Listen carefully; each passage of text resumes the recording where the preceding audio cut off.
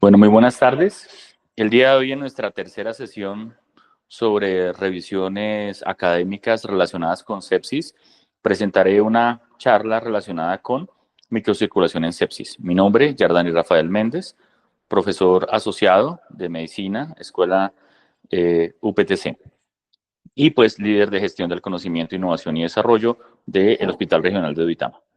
Bueno, como primera medida, quiero recordar para todos cómo es que funcionan los capilares.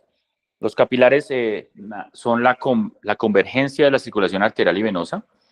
Es allí donde la presión sistólica y diastólica ya no tiene efecto, donde se ha vencido gracias a la resistencia vascular sistémica esa presión y solo queda un flujo convectivo para llegar a los capilares. Como pueden ver en la diapositiva, son estructuras que tienen menos de 100 micras, que son las arteriolas, y pasan a ser estructuras aún menores de 10 micras, que son los capilares. Hay una sola hilera de glóbulos rojos que cabe a través de ese capilar y puede pasar del sistema arterial al sistema venoso.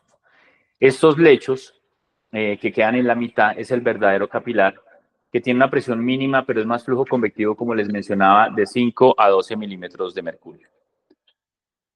La densidad de los capilares y de los capilares funcionales, como lo veremos más adelante, es algo muy relevante en el tema de microcirculación, porque realmente las personas en estado basal, sin esfuerzo físico, sin ejercicio y sin estrés metabólico, solo tienen activos el 25% de sus capilares de todo el cuerpo. Lo que significa que en una situación de estrés hay una vasodilatación y hay una autorregulación a nivel local y sistémico que abre y recluta esos capilares para que pueda mejorar la perfusión. Esta es una de las razones por el cual el ejercicio aumenta y hace ese reclutamiento, generando también una mejor difusión de oxígeno y homogeneizando hasta cierto punto la densidad de los capilares y el número de capilares activos. Entonces, como podemos ver en esta diapositiva, hay un gradiente de presión que empieza desde 150 y luego baja hasta una arteriola con 50 a 100 milímetros de mercurio. El músculo liso se va perdiendo, como pueden ver, de la arteriola al capilar se va perdiendo, ya no hay músculo liso y es una fila endotelial que se convierte después en un capilar que en esta diapositiva está en morado. Y posteriormente pasa ese flujo convectivo de presión de arteriola a vénula, donde es devuelto ese flujo hasta las grandes venas. En esta parte existe un esfínter precapilar que es muy importante y se vuelve relevante porque la vasoconstricción y el efecto de la norepinefrina incrementa el tono y genera una disminución del flujo, aumentando la resistencia a este nivel y disminuyendo la perfusión de los lechos.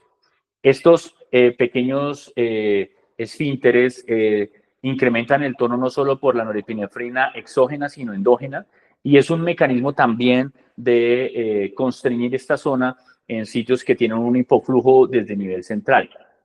Puede ser posible que haya shunts o comunicaciones arteriovenosas que no pasen a través de los lechos capilares, como se puede observar en esta parte, en la parte izquierda de la diapositiva. Esos shunts generan que haya una comunicación arteriovenosa y que realmente ese gradiente no pase por acá, generando una oxigenación incremental a nivel de la circulación venosa. Para que ocurra este paso de arteriola a vénula, entonces debe haber un gradiente de presión, eso es obvio.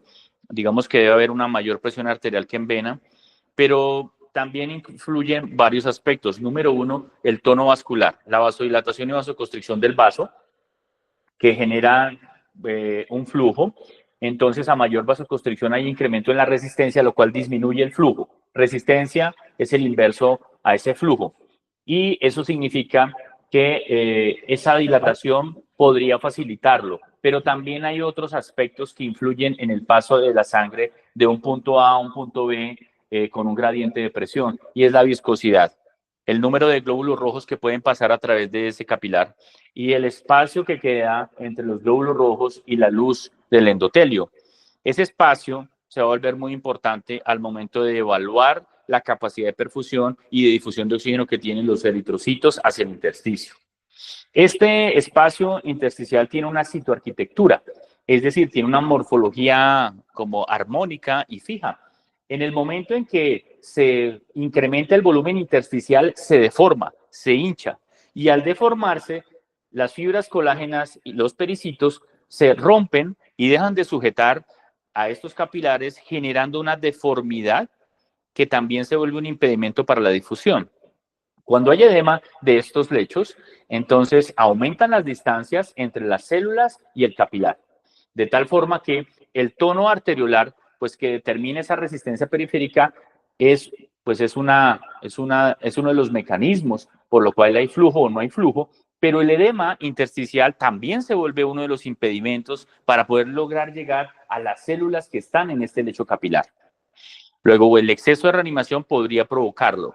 Número 2, la vasoconstricción excesiva podría provocar, gracias a la adrenalina y la norepinefrina, que se incremente el tono, luego no hay flujo a este lecho. Pero también podría ser, como dice acá, que hay una congestión venosa y que esa congestión venosa edematice y disminuye el paso de flujo de arteria a vénula.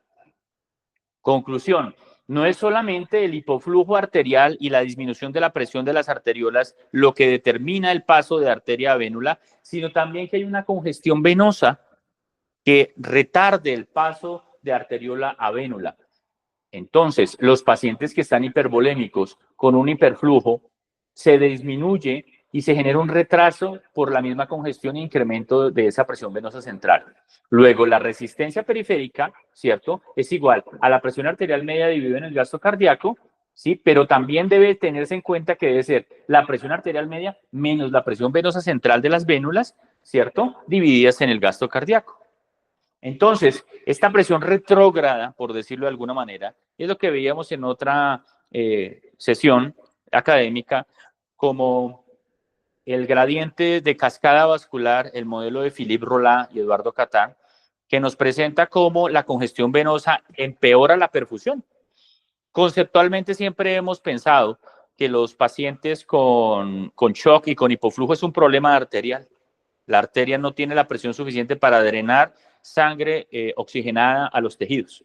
Pero acá el concepto es, agregado a eso, es tengan en cuenta que la congestión venosa retarda el paso, ¿cierto? La salida de esa sangre y genera más congestión a nivel vascular.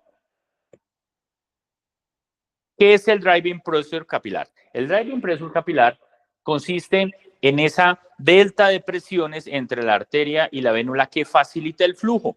Debe haber una diferencia importante de presión entre arteriola y vénula. Debe haber más presión en arteriola que en vénula para que haya un paso del flujo de la sangre de arteria a vénula. A esto se le denomina el driving pressure capilar. Si no hay ese delta de presiones, no hay paso, no hay flujo. Entonces, los determinantes del transporte de oxígeno microvascular va a ser una difusión por convección y por difusión de oxígeno. Podríamos decir que sí debe haber un delta de presión, pero no es esa presión arterial sistólica y diastólica que medimos en el paciente la que está actuando en el capilar. Esas presiones grandes generadas por la circulación sistémica y por el corazón y el gasto cardíaco ya no existen a nivel tisular. Son demasiado grandes y gruesas y la resistencia de las arteriolas ha contrarrestado esas presiones y esos flujos. Aquí es solamente unas presiones, pero son a nivel capilar, que no se relacionan con esas presiones, pero sí debe haber un delta. Debe haber más presión en la arteriola que en la vénula para que haya flujo, para que pase la sangre. A ese driving pressure o a esa delta de presión es al que le estamos apuntando. En el momento en que dejan congestionar su paciente con un exceso de líquidos, ya no hay driving pressure, ya no hay delta de presiones. Entonces el flujo allí es un flujo, como lo mencionábamos, por convección. La sangre llega y difunde oxígeno de mayor a menor concentración hacia los tejidos. Recuerden ustedes la curva de disociación de la hemoglobina y el efecto Bohr en este capilar, en el cual se desplaza ese oxígeno hacia el intersticio. Debido a eso, hay un flujo sanguíneo, hay un diámetro de los capilares, pero también tienen que tener en cuenta que los glóbulos rojos son importantes. Cuando no hay suficientes glóbulos rojos, no hay suficiente difusión de oxígeno, no hay quien lo traslade, quien transporte el oxígeno, ¿cierto? Entonces el contenido de glóbulos rojos y de hemoglobina específicamente se vuelve muy importante allí. También el tipo de flujo. El flujo se espera sea laminar, no turbulento. Así que la calidad y la no inflamación de los capilares nos va a permitir que ese flujo sea laminar y que sea adecuado, armónico, que sea realmente fluido, si me permiten la palabra. El delta del driving pressure, ¿cierto? Se puede disminuir por vasoconstricción de ese esfínter que les mostré, por una trombosis arteriolar, por congestión venosa, como lo he mencionado, o porque simplemente no hay gasto cardíaco, no hay bombeo. Hay disminución de esa presión. ¿Cómo se mide? Restando las dos presiones, la del capilar venoso y la del capilar arterial. Y si quisieran determinar cuál es el flujo allí, es necesario medir el volumen sanguíneo en ese lecho capilar más la viscosidad, el número de Reynolds, del eritrocito en el medio acuoso, y eso se divide en el inverso de la resistencia vascular. La albúmina podría modificar un poco ese juego de presiones, ya que es el principal componente oncótico. Las personas tienen una albúmina normal y gracias a eso el líquido se mantiene en un juego de presiones según la ley de Starling adentro del vaso, ¿cierto? Pero cuando las personas están hipoalbuminémicas, pues el líquido se sale. La hipoalbuminemia siempre hemos pensado que está relacionada con desnutrición, pero no siempre es así. En una situación crítica de sepsis, la albúmina se comporta como un reactante negativo en fase aguda y al disminuirse esa albúmina, pues disminuye la presión oncótica, lo cual podríamos decir que todo paciente, a pesar de que esté bien nutrido y tenga una cantidad de proteínas normal en plasma, debería o podría ser que haya una disminución de esa liberación de albúmina del hígado al plasma como un reactante negativo. Estará muy bien nutrido, pero con baja presión oncótica por la coyuntura de la inflamación. ¿De acuerdo? Entonces, la asociación entre lactato y albúmina, según algunos estudios, podría ser un predictor interesante, ¿cierto?, del flujo a nivel microcapilar. Eso es importantísimo. Hay una relación que se estableció en un estudio entre el volumen de lactato, la concentración, perdón, de lactato contra la concentración de albúmina, y si es mayor de 0.5, podría relacionarse con mortalidad y lesión del flujo y de la densidad capilar. Esta ratio la dejo en el tintero en áreas de investigación para tenerla en cuenta en los cálculos que se realicen en el contexto de los proyectos. Por otro lado, la densidad capilar funcional es un test implementado, o un score implementado por el doctor Daniel D. Baker de la Escuela de Bruselas, del Hospital Erasmus de Bruselas. Nos invita a medir el número de capilares funcionales en un área de milímetros cuadrados. Entonces, la difusión del oxígeno ocurre, como ustedes saben, por la presión, dependiente de la presión de oxígeno. Dependiente de esa concentración de oxígeno, concentración y presión determinan la difusión del oxígeno del interior del capilar hacia el intersticio, pero dependen mucho de la densidad de capilares funcionales por tejido por milímetro cuadrado. Esta área la denominamos un área de intercambio capilar que, como les decía, no queda en el aire ni en un medio acuoso. Allí en el intersticio hay células que mantienen esa arquitectura, que al edematizarse ese intersticio se destruyen y se pierden esas conexiones que mantienen como esa estructura a nivel del tejido. Por eso el tejido se deforma al perder esa conexión entre los pericitos y entre las células estromales del órgano y los capilares. La densidad capilar funcional, pues es un número por área perfundida y se vuelve un predictor de muerte cuando en estado de shock, cuando hay disminución del contenido. Acá podemos observar cómo a través de un videomicroscopio de capilar sublingual se puede observar el paso, incluso pues acá no estamos viendo un video, pero hay manera de ver cómo hay un flujo tisular y se vuelve heterogéneo a parches en los pacientes con shock. Hay una vasoconstricción y hay pedazos en los cuales no hay un flujo adecuado y otros en los cuales sí. Y como se muestra en este recuadro ampliado, hay una tortuosidad por segmentos arrosariado de esos microcapilares que van a extenderse, lo cual hace muy difícil el flujo de los capilares, del oxígeno, perdón, a través de los lechos capilares. En este estudio, liderado por Gustavo Espina-Tascón, publicado en Critical Care, nos recuerda cómo el flujo normal de la arteria en mililitros por minuto tiende a generar una difusión y una extracción de oxígeno fija alrededor, en este ejemplo, de 24. Eso es muy importante, porque en todos los capilares, cuando hay homogeneidad capilar, deberían extraer lo mismo. Y obviamente, como lo mencionábamos previa charla, hay una extracción y es solamente como el 25%, lo cual hace que la sangre venosa siga siendo y para este ejemplo es 36 mililitros minuto de flujo. Eso significa que la saturación será el 60%. ¿De acuerdo? ¿Qué pasa en otros tipos de shock? En el shock cardiogénico, por ejemplo, que el shock mantiene una homogeneidad capilar, pero por el bajo gasto hay un bajo aporte y en lugar de 60 de un flujo normal, baja a 30, por decirlo así. Hay un hipoflujo, pero con la misma extracción, lo cual hace que la saturación venosa sea la que realmente cae. Extrae lo mismo que en un estado normal, en la fase inicial, como lo hablamos en la fase de independencia de la curva aporte-consumo, pero evidentemente eso va a ser a costa de sacrificar un poco ese contenido venoso. Va a extraer lo mismo, como tenía una disminución del aporte, va a quedar muy poco en vena. ¿Qué pasa en sepsis? En shock séptico pasa algo muy diferente. Hay una heterogeneidad capilar y esa heterogeneidad hace que unos capilares tengan el aporte de los otros, porque estos están obstruidos o vasoconstreñidos en el mejor de los casos, trombosados por el fenómeno de coagulación intravascular diseminada y daño endotelial. Entonces, al lugar de 60 y 60 será 120 por un solo capilar. La extracción va a ser igual o un poco más incluso de oxígeno, va a ser más de 24. Y definitivamente vamos a tener una extracción supremamente alta, ¿cierto? Y vamos a tener una saturación venosa supremamente elevada. Una saturación venosa elevada, ¿cierto? Que está casi en el 80%, pero por capilares, por un solo capilar, porque el otro no funciona. Esto es un fenómeno clave acá que quiero resaltar y es que la heterogeneidad capilar a través de este estudio y esta gráfica que el doctor Ospina Tascón nos muestra en su artículo, nos ilustra claramente cómo hay una diferencia microcirculatoria entre los tipos de shock. No todos los shocks se comportan microcirculatoriamente igual. Y el séptico se caracteriza por esa heterogeneidad.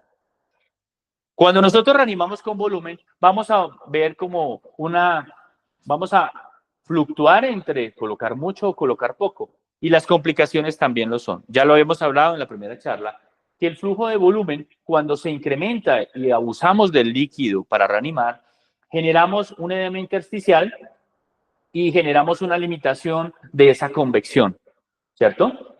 Pero ante todo, porque diluimos. Entonces, en esta parte, incrementamos el líquido, diluimos el plasma y ese pobre glóbulo rojo está flotante en solo 2 de los 4 capilares.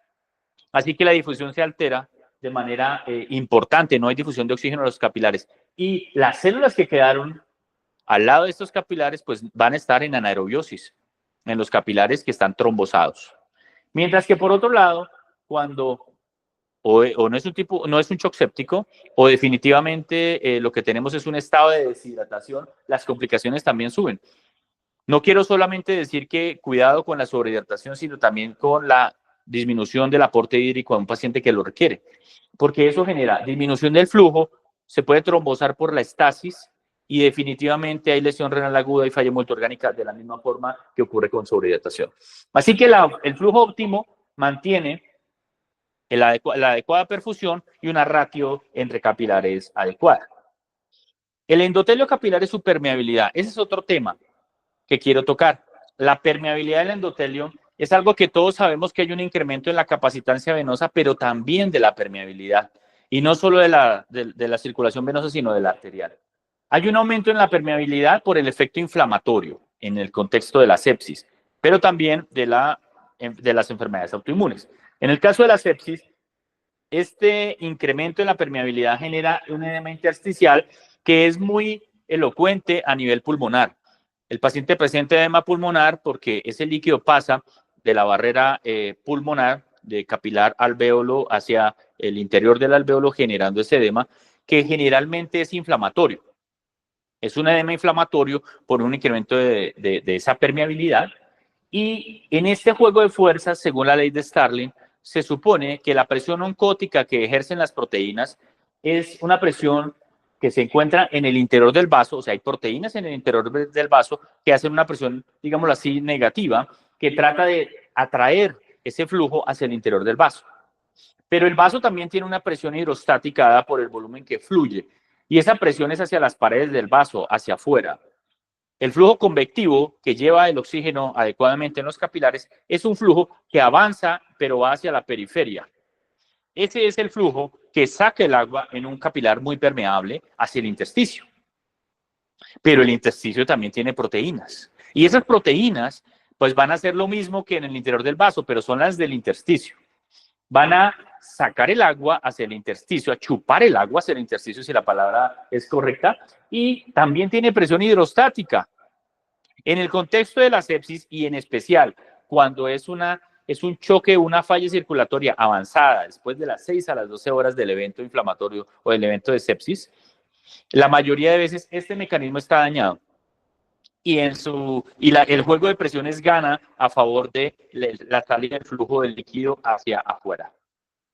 Entonces, ¿por qué? Porque hay una disminución de albúmina, como lo mencionábamos, que disminuye la presión oncótica, porque definitivamente no solo permea la salida de líquidos, sino también de células, especialmente inflamatorias, que salen a combatir el fenómeno original de la infección. Hay diapédesis y hay traslado de leucocitos. Entonces, todo esto carga y aumenta la presión oncótica intersticial, lo cual hace que salga más líquidos en el intersticio. ¿De acuerdo? En este caso, el efecto va a haber una cosa muy interesante, que al comienzo tenemos un paciente que está deshidratado por la misma sepsis y luego un paciente sobrehidratado por nosotros o simplemente hay un edema capilar que le provoca incremento de la salida, ¿cierto? Y hay un efecto de succión en este intersticio.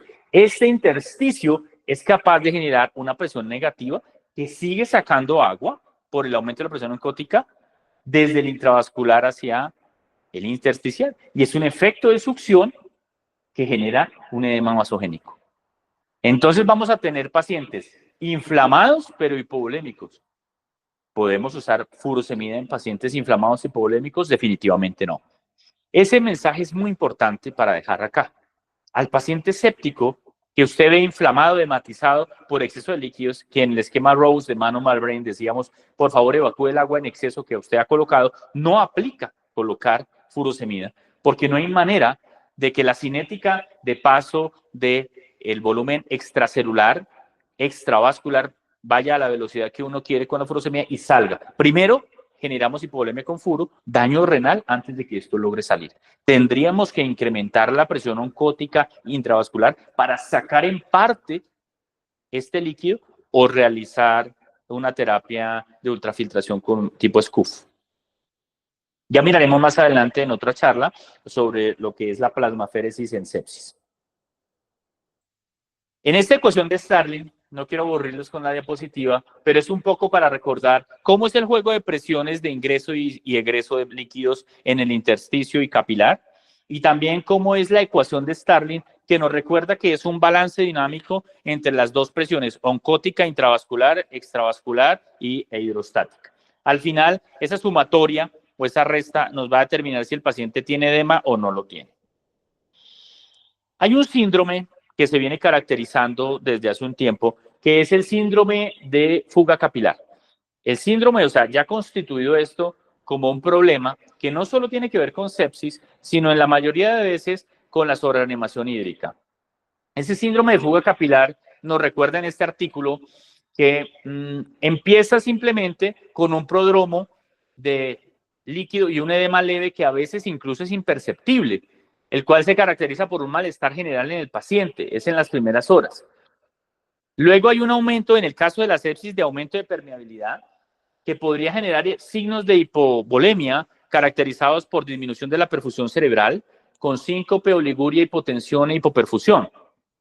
Y eso va a generar hipovolemia verdadera cuando hay un aumento en la fuga capilar. Es muy evidente en el caso del shock anafiláctico, que tiene un incremento severo de la permeabilidad por la liberación histamínica, y eso sí ocasiona choque con una hipovolemia relativa. O sea, si vas a medir la volemia en un paciente de estos, vas a tener un paciente hipovolémico. Se comporta como un distributivo, pero hipovolémico. El séptico es un choque distributivo con aumento de permeabilidad y se caracteriza también por esto. En esta segunda fase, la fase de hemoconcentración. Luego viene la fase leak o la fase de aumento de permeabilidad, en la cual hay hipoalbuminemia, se generalizan los edemas y ya el líquido ya no es solo la manifestación de la hipovolemia, de que se vació el interior de los vasos, sino de cómo ese líquido nos va a generar daño en los órganos. Todos los órganos terminan dañados por el edema intersticial. Hay una disfunción por todos los mecanismos que hemos mencionado y cada uno de los órganos se vuelve disfuncional. Cuando tenemos cavidades como por ejemplo el peritoneo, la pleura y las meninges, el agua se concentra y genera un aumento en la presión de esa cavidad, disminuyendo la presión de perfusión, característico que ustedes lo saben en el síndrome compartimental y abdominal. Entonces, el incremento del líquido por fuga capilar o por sobrehidratación genera un incremento en la presión de la cavidad. Ejemplo, hipertensión intraabdominal, hipertensión endocraniana, puede haber derrame pericárdico con compresión o podría haber derrames pleurales bilaterales. Entonces, pues habría que disminuir la presión o drenar ese líquido. Hay rhabdomiólisis, puede haber rhabdomiólisis en relación al edema del músculo estriado. Y ya en una fase mucho más avanzada, como muestra la flecha, a las 72 horas hay un síndrome, una fase post-leak, en que usted puede restaurar el volumen intravascular, usted le pone más líquido, pero si usted le pone más líquido, pues se va a salir otra vez. Entonces, ese proceso de tratar de mantener la normovolemia te va a generar definitivamente más edema y más disfunción multiorgánica, que como hemos comentado, lo que hace que el paciente con sepsis fallezca es la disfunción multiorgánica más que el shock, o sea, más que la falla circulatoria. Entonces, en esta clasificación de Drake y Gray, nos menciona cómo podía yo clasificar los niveles de gravedad de este síndrome de fuga capilar.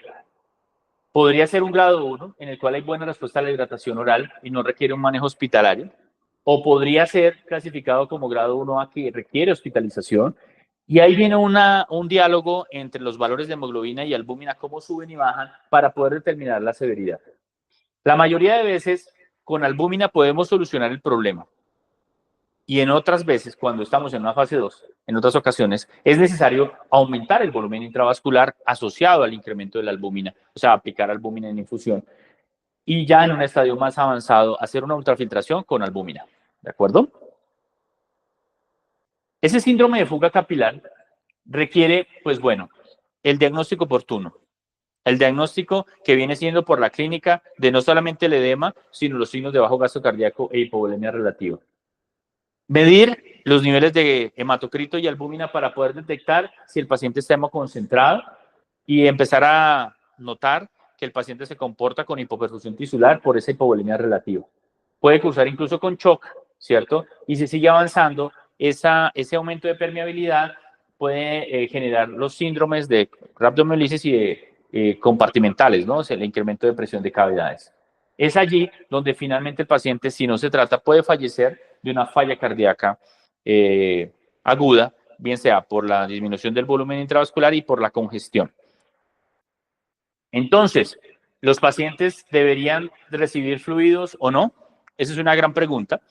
Las situaciones para solucionar la hipovolemia deben recibir fluidos, pero en presencia de albúmina o de algo que aumente la presión oncótica. El paciente podría fallecer por la hipertensión intraabdominal, por los síndromes compartimentales, sí, razón por la cual, a pesar de la sustitución de albúmina y el ingreso de líquidos, debería realizarse una terapia SCUF o una terapia de salida de líquidos a través de hemodiafiltración. Por esa razón, un grupo de investigación español decide introducir a través de su grupo de investigación a publicar un índice muy interesante, que es generar una ratio entre la proteína C reactiva sobre la albúmina por 100. Y ellos evaluaron en todos los pacientes de su casuística cómo se comportaba esto en relación a los edemas y la fuga capilar y la hipovolemia.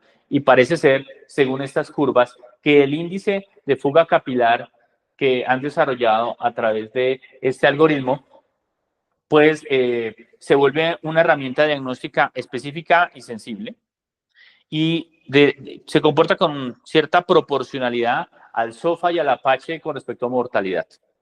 Así que como diagnóstico de fuga capilar tenemos un índice también muy barato, muy fácil de implementar, que tiene una especificidad y una sensibilidad importante.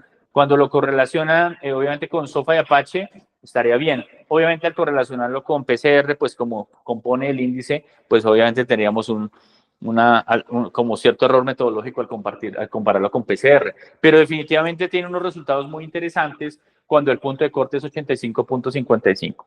Realmente ellos consideran que entre 2.5 y 25 es un valor de normalidad. Y por encima de él, dentro de su estudio consideran que por encima de 85.5 podemos encontrar una relación directa con mortalidad o con supervivencia. Esta es la P de 0, menor a 0.001. Dejamos ese índice en el tintero para poder analizar en investigación relacionado con la posibilidad de evaluar ese índice capilar acá, ese índice de fuga capilar. Ese edema, para finalizar este tema del índice, del edema intersticial y de la fuga capilar, nosotros siempre pensamos que el edema lo tienen los pacientes en las piernas, en el tórax, en la cara y en los brazos, y a veces le decimos a los familiares, no se preocupe señora que eso es un tema estético. Es decir, está inflamado, pero es porque le colocamos líquidos, pero tranquila que luego sacamos esos líquidos con diurético. Resulta que el edema, el que no ven, el que no vemos en la unidad, en urgencias y en pisos, es el edema que es grave. Cuando se edematizan los órganos vitales como corazón, pulmón, cerebro, riñón, no siempre tiene un retorno correcto, como lo hablábamos previamente con el diurético, ni siquiera con la ultrafiltración. Hay un punto de no retorno en el cual el edema tisular provoca disfunción orgánica irreversible y aplica para todos los órganos vitales y en especial para aquellos que se encuentran en cavidades. Esto sería un doble golpe, un doble daño de los líquidos en exceso. Uno es el edema intersticial en el órgano provocado por ese líquido y el otro, el edema dentro de la cavidad que se llena de agua, ejemplo el peritoneo, que comprime la circulación de ese órgano, el pedículo vascular, por ejemplo, del riñón.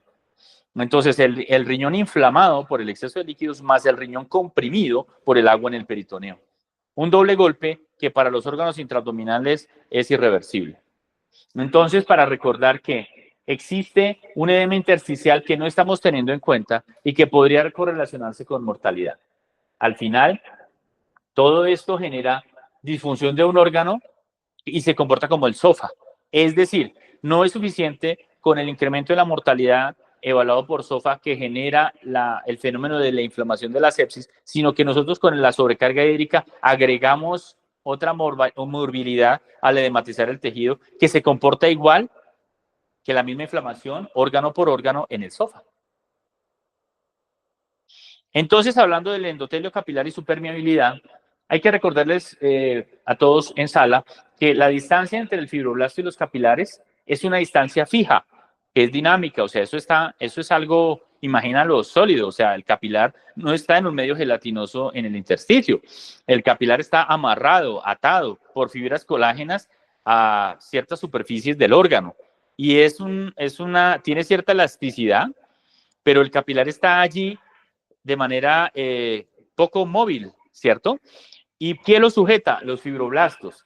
Y esos fibroblastos se dañan, se mueren y se rompen con ese edema, generando esa deformidad. Y esa deformidad, a gran escala, termina por alterar la fisiología del órgano. Otra cosa más para mirar ese impacto de los líquidos en cada uno de los órganos blancos. La baja presión oncótica pues hace que migren moléculas y células al exterior y que no pueden volver. El glucocálix disfuncional, ya habrá momento para hablar de solamente el glucocálix. Hay una carga eléctrica que se altera. Recuerden ustedes que los capilares tienen carga eléctrica hacia el interior, hacia la luz vascular por el glucocálix. Entonces, esa carga eléctrica se modifica con el edema intersticial y luego hablaremos del Sindecán y Endocan como elementos que se pueden evaluar molecularmente como pronóstico de la inflamación en sepsis. Y pues hay que colocar albúmina para esto. En esta diapositiva miramos que esos mecanismos circulatorios ocurren principalmente de la siguiente manera. Hay un aumento en la permeabilidad, lo cual hace que haya un hipoflujo, porque pues al deshidratarse ese capilar y salirse el agua no hay flujo, no hay agüita para que transporte esos glóbulos rojos, no hay en que naden ni floten esos glóbulos rojos por ese incremento de la capilaridad, de la permeabilidad capilar. También ese ambiente acidótico, ese ambiente de vasoconstricción, vasodilatación y deformidad del endotelio altera la reología del glóbulo rojo y le disminuye esa capacidad de deformidad a través del capilar, de un capilar estrecho, generando que haya hipoxemia y que haya hipoxia tisular porque no puede movilizarse, ¿de acuerdo? Entonces hay una comunicación anormal y hay shunts y también hay unos sitios en los cuales no puede llegar ese glóbulo rojo por diferentes problemas y hay sitios en los cuales los mismos glóbulos blancos, generan una obstrucción para poder pasar al tejido intersticial. Todos estos ambientes se están generando a parches en los diferentes órganos, porque no es que se dañe todo a la vez todo el órgano, sino lo va haciendo de manera progresiva por parches hasta llegar a una disfunción multiorgánica. Entonces, ¿qué es lo que pasa cuando, como hablábamos en la otra charla, en la inmediatamente anterior, en esa relación entre las concentraciones o la presión de CO2 venoarterial? Ese delta de presión venoarterial que hablábamos de CO2 versus esa alteración en la microcirculación. Entonces, cuando comparamos cómo le va, pues de entrada podemos decir que el delta de PCO2 venoarterial nos puede indicar que hay un bajo gasto cardíaco, ¿cierto? Pero también va a alterar ese gasto que logra llegar a los capilares y ese PCO2 se correlaciona cuando se mide en un estudio con ese porcentaje de vasos perfundidos, va a disminuir la densidad capilar funcional y el índice de heterogeneidad capilar. Estos 4 elementos son medibles a través de videomicroscopía, ¿sí? Y de otros elementos diagnósticos, ¿cierto? Como campo oscuro y la emisión de luz ortogonal, para poder evaluar cómo se comporta la microcirculación. Cuando se mira el delta de PCO2 con respecto a lo que se ve en los capilares, se ve una clara correlación de que cuando hay un bajo gasto se altera la microcirculación. Esto valida automáticamente el tema del delta de PCO2, pero definitivamente no solo establece eso, sino que nos dice que es un indicador de la armonía y coherencia hemodinámica entre la macro y microcirculación. Esa coherencia hemodinámica también podemos evaluarla con otros elementos, como por ejemplo el ancho del glucocáliz, que sea impermeable. Acuérdense que el glucocáliz se encuentra, insisto, en el interior del endotelio, pero hay un espacio que queda entre el glucocáliz y el glóbulo rojo, que es el PBR. El PBR es una región límite perfundida, es una luz que queda entre el glóbulo rojo y ese capilar, y entre mayor sea la distancia, mayor probabilidad de difusión de oxígeno hay. También el porcentaje de glóbulos rojos que logran pasar por un capilar en un trayecto dado. Así que estas son las maneras que podemos evaluar de manera objetiva, aunque en medicina translacional, no en el área clínica y mucho menos en un hospital como el nuestro por ahora, para poder decir que un paciente tiene una microcirculación alterada o no. Y obviamente esto es a nivel de algunas localizaciones, como el área sublingual, ¿cierto? O a nivel de la región tenar, es decir, son unos sitios específicos para hablar de la microcirculación. En este estudio podemos observar cómo definitivamente cuando nosotros evaluamos la microcirculación y el delta de PCO2 por grupos, podemos observar que algunos grupos con mejores índices microcirculatorios, que tenían también mejores deltas de PCO2, o sea, un delta bajo menor a 6, el paciente tuvo una mejor supervivencia, ¿de acuerdo? Y definitivamente los grupos que tenían peor microcirculación con delta de PCO2 amplio, grande, o sea, un delta de PCO2 mayor a 6, tenían una mayor mortalidad. En esta segmentación por grupos podemos observar que comparando el SOFA, el tiempo de estancia en cuidado intensivo y los días libres de ventilador, a mayor delta de PCO2 con daño microcirculatorio porque tiene una alteración en la densidad capilar funcional, tiene mayor mortalidad. Luego, estos dos elementos deben ir de la mano en la evaluación de un paciente con shock. El índice metabólico anaerobio se constituye entonces en una división entre las concentraciones venoarteriales, de CO2 versus la ratio que hay sobre la concentración arteriovenosa de oxígeno. Cuando se comparó este ratio, que pues es el índice metabólico anaerobio, con el lactato, con con el lactato solo, pues no tuvo una correlación fuerte, pero cuando se implementó, que es como el clearance de lactato, que es el lactato en la primera hora o en el tiempo cero, recién ingresa el paciente, menos el lactato a las 6 horas, dividido en el lactato inicial por 100, genera una correlación con la curva de IMA, de índice metabólico anaerobio. Es decir, más que el lactato como valor absoluto solo, mejor aún es la depuración del lactato, calculado como les digo, o LCR, es el lactato clearance ratio. ¿Sí? Este índice se correlaciona mucho mejor con el índice metabólico anaerobio y por supuesto con mortalidad. Entonces tienen una correlación como curva en la curva de ROC muy similar. Y en cuanto a la probabilidad de supervivencia, ¿cierto? Ya miren ustedes que cuando tiene un lactato, una depuración de lactato mayor al 10%, la mortalidad es menor, la supervivencia es mayor.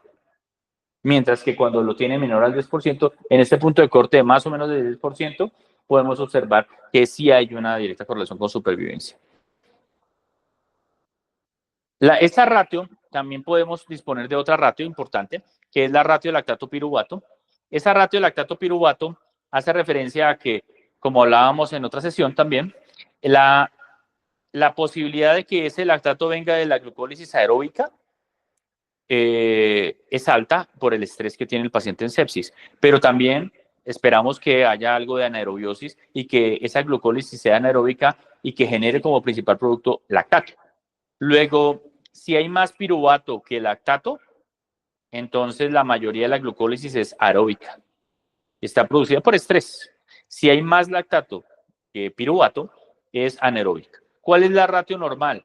1:10. Ya lo dijimos, ¿no? O mejor dicho, 10:1. Más lactato que piruvato. 10 lactatos por cada piruvato. Si la ratio es más alta, definitivamente tenemos un paciente con una hiperlactatemia por glucólisis anaeróbica. Y ese paciente está en un medio de hipoperfusión tisular cuyas variables flujosensibles probablemente van a estar alteradas, con un tiempo de llenado capilar malo, con una escala de moteado elevada, con un índice de densidad capilar malo, con un flujo disminuido a nivel de los lechos tisulares. Hay esa correlación. Pero si el piruvato o la ratio lactato piruvato es menor a 10, usted puede decir que la mayoría es glucólisis aeróbica y muy probablemente lo tiene que correlacionar y va a encontrar un tiempo de llenado capilar menor a 3 segundos, un moteado normal o que no haya y un índice de capilares funcionales bueno. Entonces, es un elemento que también dejo en el tintero para que podamos pensar en el momento en que tiene el paciente sepsis, si esto nos ayudaría, es decir, si tenemos una hiperlactatemia, pero logramos determinar que no es anaeróbica, suspender la reanimación con líquidos y la reanimación volémica y vasopresores. Entonces, ese clearance de lactato, acá como vemos en esta parte superior, como les mencionaba, al comienzo a las 6 horas y dividido por el lactato al ingreso, por 100, constituye el clearance de lactato. Este clearance se correlacionó en estos estudios con el índice metabólico anaerobio mayor a 1, con el lactato solo, obviamente, porque es un subrogado de esta misma variable, pero también con la ratio entre consumo de oxígeno y aporte de CO2. Y también se correlacionó con la saturación venosa y con el SOFA. Luego, el clearance de lactato podría ser una variable interesante y casi que diríamos útil en nuestros pacientes, más que el lactato en bruto. Lo dejo pues por eso, porque me gustaría mirar cómo se comportan nuestros pacientes con este clearance, con este LCR. Para recordar finalmente, hablando de ese lactato, que ya finalizando la charla, que la hiperlactatemia se puede producir porque hay un incremento en producción aeróbica o anaeróbica por glucólisis inadecuada. Entonces, si hay oxígeno, hay una glucólisis aeróbica. Y esa glucólisis aeróbica ocurre produciendo lactato para generar más energía. El lactato se vuelve una fuente energética. Y es un mecanismo de defensa. Y es un lactato que en lugar de asustarnos porque está siendo generado, es un lactato que está diciéndonos, nos estamos tratando de defender en una condición de estrés y estamos usando este producto y en algunos órganos lo estamos devolviendo por ciclo de Cori para producir glucosa. Es decir, nos estamos defendiendo para producir energía de una manera sana, gracias a la presencia de oxígeno. Esta glucólisis aeróbica, entonces, que genera lactato, ocurre en estos casos, en una inflamación y en una producción exagerada, digámoslo así, de catecolaminas que estimulan este mecanismo, pero también en una inhibición de la piruvato deshidrogenasa. La piruvato deshidrogenasa se inhibe, pero pobremente, más que todo se inhibe es en la anaerobiosis. La falta de oxígeno inhibe la piruvato, no logra entrar esos productos de la glicólisis en citoplasma a la mitocondria y entonces se queda en el citoplasma produciendo lactato. Lactato de manera anaeróbica, no se usan las mitocondrias. Y ese lactato ya no es bueno. Ya te está diciendo una señal de alarma, está diciendo, estamos entrando en hacer operaciones intracelulares sin oxígeno. Y si seguimos así, vamos a morir. Se nos van a romper las mitocondrias. Vamos a entrar en hibernación celular y probablemente en disfunción multiorgánica. Determinar cuál de los dos lactatos es el reto de hoy en día. Determinarlo como, digamos, qué tan pronóstico es el reto. Por eso es que menciono el clearance de lactato y ante todo la relación lactato-piruvato para ubicar en dónde estamos en ese origen del lactato. ¿De acuerdo? Y también puede ser que no podamos eliminar lactato. Eso puede ser una causa de hiperlactatemia, porque tenga una falla hepática, porque tenga una disfunción renal, porque tiene una alteración enzimática que evita que se depure adecuadamente ese lactato, que se elimine, siendo la palabra correcta. Entonces, finalmente, podemos decir que cuando comparamos el clearance de lactato con el índice metabólico anaerobio o con ese delta de presión de CO2 contra contenidos de oxígeno, tenemos estos tres grupos. Primero que todo, decirles que lo ideal es que haya un clearance o una depuración de lactato mayor al 30%. Eso sería lo ideal en esas primeras 6 horas. Es decir, es deseable tener una eliminación de lactato de más del 30%, pero de lactato anaeróbico, ¿cierto? No busquen que el lactato se baje, se mide, pero no es una meta para tratar, ¿listo? Si es más del 30%, está muy bien. Si es menos del 30, ya no es tan bueno, ¿cierto? ¿Qué pasa con el IMA, el índice metabólico anaerobio? Generalmente estamos acostumbrados a tratar 1.4 como valor de corte. En este estudio se trató con 1.8. Bueno, ¿qué significa? Que cuando el lactato es mayor el IMA es mayor a 1.8 es malo. Hay hipoxia tisular. Hay una hipoxia o una hipoxia citopática asociada a una mala depuración de lactato. Entonces, en este caso, el grupo A es el que tiene un IMA alterado, o sea, con gran hipoxia tisular, y tiene una mala depuración de lactato, menos del 30%. El grupo B tenía un índice metabólico anaerobio malo, hipoxia tisular importante, con una buena depuración de lactato. Y tuvo una mejor supervivencia que el grupo anterior. ¿De acuerdo? Y el grupo C, muy cercano al grupo A, es un grupo que tuvo un índice metabólico anaerobio bueno, menor al 1.8, o sea, no hay hipoxia tisular, y una mala depuración de lactato, menos del 30%. Tiene una mejor supervivencia. Y en el grupo D está el grupo ideal, en que tiene un IMA menor a 1.8, o sea, excelente oxigenación y buena funcionalidad celular con el oxígeno y una muy buena depuración de lactato. Entonces, cuando jugamos con estos dos, cierro la presentación con eso, calcular un índice metabólico anaerobio es muy fácil. Se puede hacer con gases, no más. Y gracias a la ecuación, cancela gasto cardíaco arriba y abajo, entonces no necesitamos sino gases arteriales y venosos. Calculamos un índice metabólico anaerobio fácil. Y una depuración de lactato también es muy fácil y la podemos hacer. Fíjense ustedes la correlación de esos dos índices, acá como muestro en esta gráfica, con mortalidad. ¿Podemos implementar esto en nuestro código? Claro que sí. Acá está la misma situación para mirarla como herramienta diagnóstica, no con supervivencia, sino como un elemento diagnóstico que tiene una excelente especificidad y sensibilidad en la curva ROC. Bueno, con esto cierro esta primera presentación de microcirculación y los invito a una siguiente presentación relacionada con coherencia hemodinámica en sepsis. ¿Alguna pregunta?